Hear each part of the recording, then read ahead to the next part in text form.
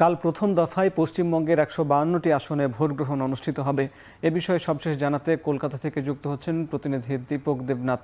Dipak, vote ঘিরে নির্বাচনের কমিশনের প্রস্তুতি কেমন আর রাজ্যের আইন শৃঙ্খলা পরিস্থিতি কেমন দেখছেন?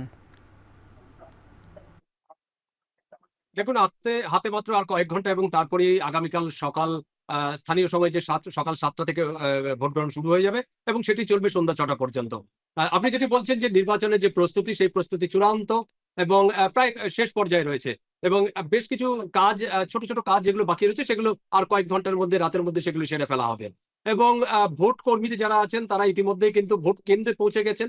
তাদের যে সমস্ত ভোট যে সামগ্রী, অর্থাৎ ইভিএম মেশিন এবং ভিভিপ্যাট বা ভোটার তালিকা, আঙুলে ছাপ দেওয়ার যে কালি ব্যবহার করে সেই কালি সহ যে সমস্ত সামগ্রী আছে ভোটের, সেই সমস্ত সামগ্রী নিয়ে কিন্তু ভোট কর্মীরা তারা পৌঁছে গেছেন এবং নিজেদের কাজ বুঝে নিচ্ছেন। যেই ঘরে পরীক্ষা মানে ভোট গ্রহণ হবে, অর্থাৎ সেই ভোট গ্রহণ কেন্দ্রগুলি সেগুলোকে গুছিয়ে নিচ্ছেন, ঠিকঠাক করে নিচ্ছেন। ইতিমধ্যে কেন্দ্রীয় বাহিনী মোতায়েন করা হয়েছে। বুথের মধ্যে যেরকম করা হয়েছে, বুথের বাইরেও কিন্তু সেরকম করে কেন্দ্রীয় বাহিনী থাকছে এবং যেই ভোটগুলো কেন্দ্রগুলো আছে তার কিন্তু চারপাশে ১৬৩ যে ধারা রয়েছে, অর্থাৎ বিএনএস, অর্থাৎ ভারতীয় ন্যায় সংহিতা, সেই ১৬৩ ধারা বলবৎ করা হয়েছে। সেখানে কিন্তু অবৈধ কোনো জমায়েত বা একসঙ্গে ৩-৪ জনের বেশি কোনো মানুষ সেখানে যাতায়াত করতে পারবে না। অর্থাৎ ভোটকে একদম পুরো নির্বিঘ্নে করতে, সুষ্ঠু করতে, অবাধ করতে বা শান্তিপূর্ণ করতে নির্বাচন কমিশন কিন্তু কোনো ত্রুটি রাখেনি। এবং যে সমস্ত ভোট গ্রহণ কেন্দ্র আছে সেই কেন্দ্রের একটি ঘরে থাকছেন সিসিটিভি ক্যামেরা এবং একটি বাইরে থাকছে। এবং ভোট গ্রহণ যে কেন্দ্র আছে তার মধ্যে ৪ জন অফিসার থাকছেন। তার মধ্যে একজন প্রিসাইডিং অফিসার থাকছেন, বাকি ৩ জন যে পোল অফিসার থাকছেন।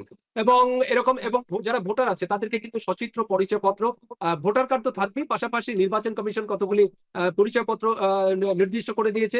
তাদের মধ্যে যেকোনো একটি নিয়ে তাকে ঢুকতে হবে এবং প্রথমে সেন্ট্রাল ফোর্স বা কেন্দ্রীয় বাহিনী যারা আছে তাদেরকে দেখাতে হবে। সেটি দেখিয়ে পরবর্তী ধাপে বিএলও যারা আছে, বুথ লেভেল অফিসার যারা আছে তারা দেখবে। তারা দেখে যে যদি মনে হয় যে হ্যাঁ, এই ভোটারটি একদম বৈধ ভোটার, তারপরেই তাকে কিন্তু ভিতরে যাওয়ার, অর্থাৎ ভোট গ্রহণ কেন্দ্র আর ভিতরে যেখানে ভোট দান যে কক্ষটি আছে সেখানে কিন্তু যাওয়ার অনুমতি দেওয়া হবে। তারপরে কিন্তু ভোটার নিজেদের যে অধিকার সেই অধিকার ইয়ে করতে পারবে, প্রদান করতে পারবে। একদিকে যেরকম ভোটকে কেন্দ্র করে একটা চূড়ান্ত প্রস্তুতি, সাজো রব বা একটা যুদ্ধ পরিস্থিতির মতন যেটা বলা হয়। তো এই যে একদিকে যেরকম সেটি আছে, সেদিকে অন্যদিকে কিন্তু একটা গণতন্ত্রের উৎসব বলা হয় এই ভোট গ্রহণকে। তো সেই উৎসবও কিন্তু চোখে পড়ছে। অনেক নতুন প্রজন্মের ভোটার আছে। আপনি জানেন যে ৩,৬০,০০,০০০ বেশি ভোটার রয়েছে এই প্রথম দফায় এবং তার মধ্যে একাধিক অন্তত ১৫-১৬% নতুন প্রজন্মের ভোটার আছে। তো সেক্ষেত্রে কয়েক লাখ ভোটার কিন্তু তারা কিন্তু অতি উৎসাহে রয়েছে যে আগামীকাল সকাল হলেই তারা ভোট গ্রহণ কেন্দ্রে ভোট দিতে যাবেন। তো সব মিলিয়ে গণতন্ত্রের যে উৎসব, সেই উৎসবকে কিন্তু পশ্চিমবঙ্গ পুরো মানে মাতোয়ারা হয়ে রয়েছে বলা যেতে পারে।